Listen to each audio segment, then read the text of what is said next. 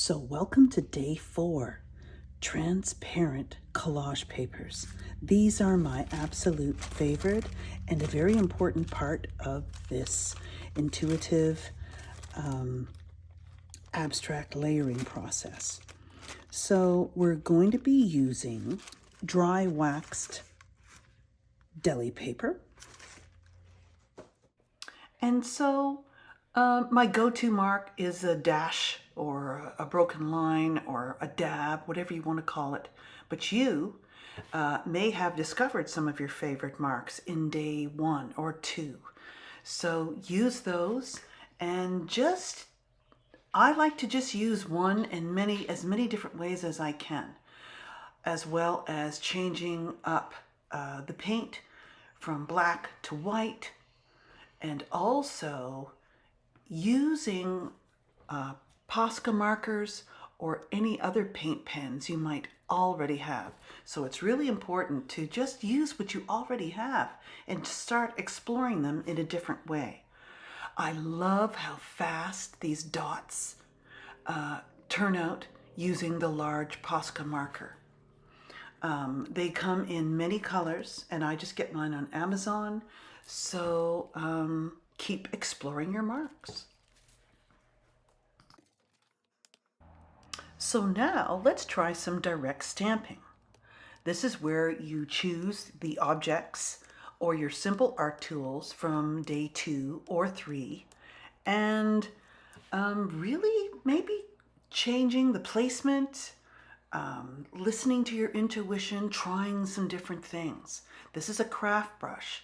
The dry technique is where you have a dry brush, very little water, and it leaves such a nice scratchy texture.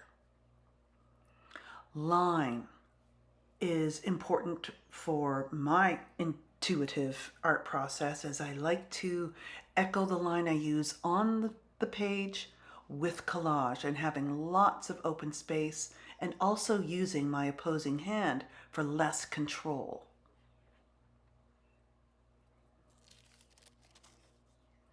Direct stenciling, again using the dry brush technique, leaves such an interesting scratchy texture rather than a solid, which a makeup brush or a stamping tool would create. And of course, all your other colors and values, white, blue, if you're working especially with a cool palette or a warm palette. And I'm using 2 stencils here just for you to get an idea, but this is also a great way where you can have more variety on one page, especially if you're only going to use small pieces or tear from them.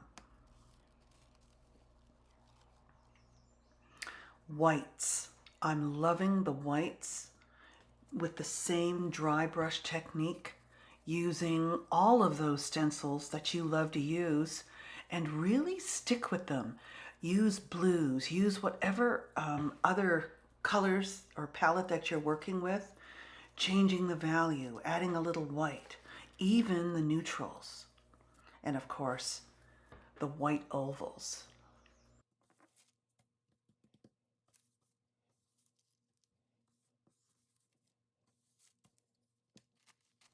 I like to use a lot of blue, black, and white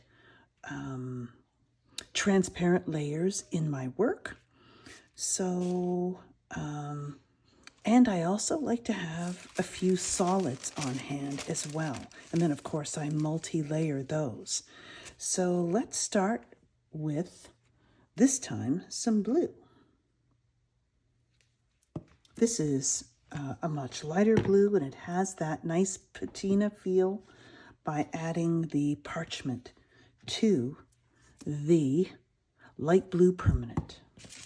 So I'm just going to put this right on, and you'll find that the deli paper grabs onto the jelly plate a lot more than your regular paper. And what I love is that now it's still, depending on the opacity of your paint, It's still fairly translucent, but I'm definitely going to come over with some white circles for that piece. The deli paper also picks up the ghost print really nicely.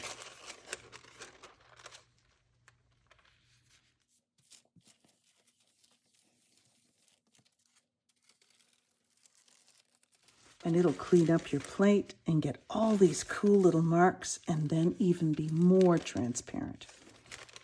Okay, so now I want to just show you what these transparent layers or transparent collage papers can look like with a little color. So I've shown you blue, white, black. So let's try, say if you were using a simple warm palette, what would that look like? So what this would look like is all the collage pieces would have similar warm colors, values changing, either adding the white or the black, having variety and subtlety. So in the end, it makes it much easier and they all go together, especially if you're wanting to create a series. So I would definitely add to this. Let's see what the ghost print's going to look like. And this is where you can also use your transparent papers like Day 3 and multi-layer them. And loving how it pulls the previous print on there. Some black, very interesting. But let's add a little blue this time. Say if your palette was the blues, turquoise, thinking of those patinas. So I swirl this around because it mixes it a bit better. And wow. So right away, I know that I would lessen the ratio of blue. Actually, of the yellow, not the blue. This is sort of a golden color. Very cool. I think I want to just do a solid. So you can get an experiment with so many. You could add a metallic medium to that. It would be gorgeous.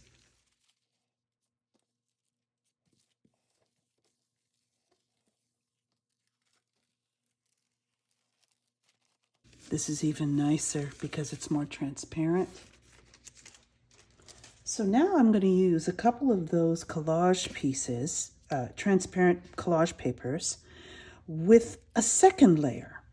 And I think I want to go lighter because I love the subtlety of those values, with another pattern on top of a background. And this is so nice. This says just a plain solid. You can get so many different colors of your solids with just so many variations with 2 colors, with black and white, of course, and a neutral. Okay, I think I'm going to go with this one. Whoops. And the one I just pulled.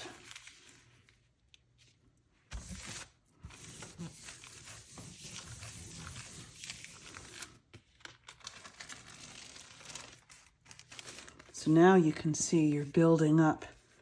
I'm liking that deeper, a stronger hue in the background, so I might consider that more for another piece.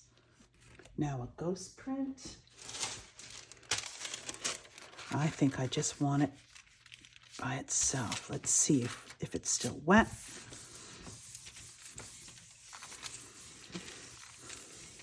This would be a great veiling layer.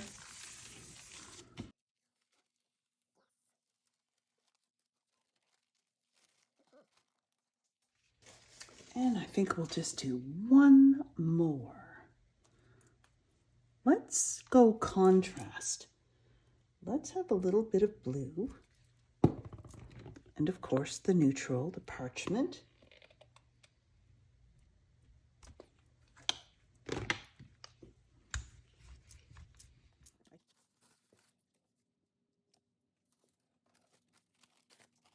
Noticing they're pretty equal in value, but a different hue. So, oh, love it. So cool. And the ghost print.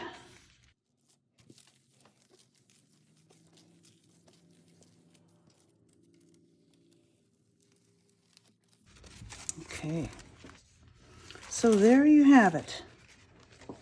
There's so many ways that you can create multi-layered transparent papers, simple marks like I showed you, simple tools, just 2 colors, and I hope you keep exploring just using the stencil in 1 layer. So you have some nice black and white transparent collage pieces to choose from. I really love this, the 3 patterns on the one, because you just get, if you just need a little something, it's there.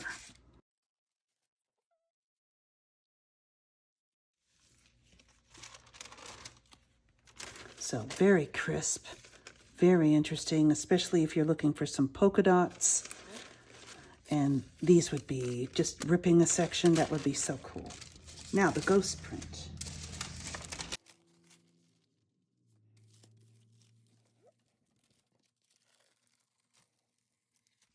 So in these warmer temperatures, that paint is drying a little more quickly. So I might add a little bit of a medium to slow down the drying, or use an open golden, or I do believe Liquitex may or may not have an open black and white, so it lasts and stays longer for your printing, your jelly.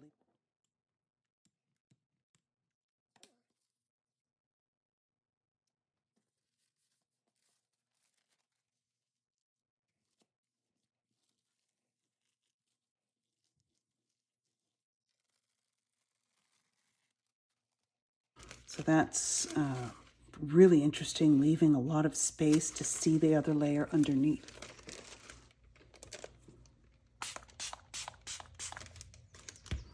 Just seeing what that might do.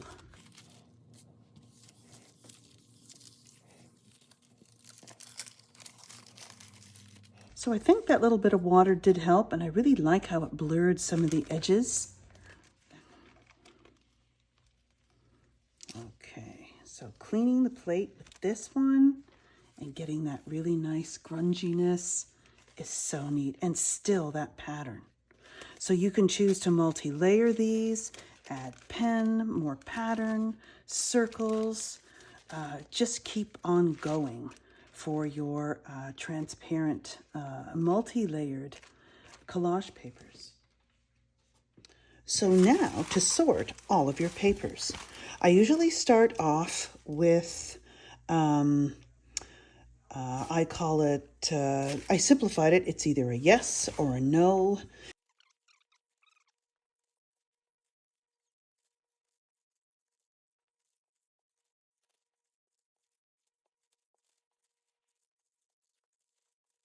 Now for the patterns. I really love most of them, so this is where I'm going to need to be a little more decisive.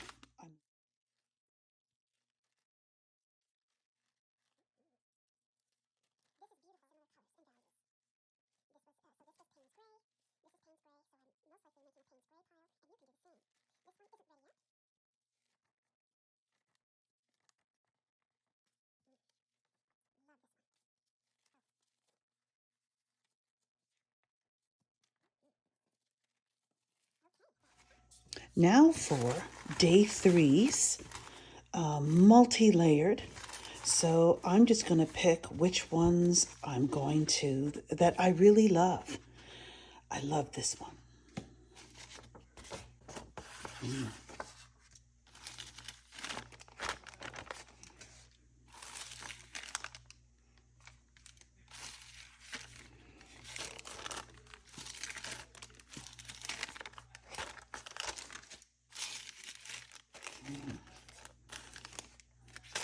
So I usually sort my transparent collage papers one more time, and this is how I categorize them. I like to have a very light pile.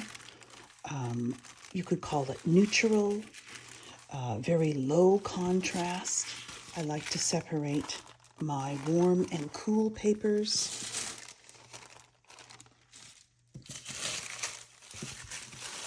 My high contrast papers, a lot of black and white pattern.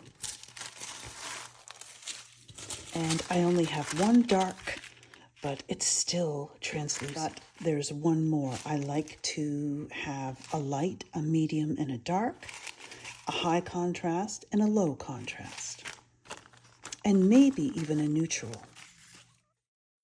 So keeping in mind light, medium, dark, a neutral, high contrast, low contrast, and that is my best way of sorting my papers, and here they all are, and I hope to select a nice little grouping for day 5 where we put it all together.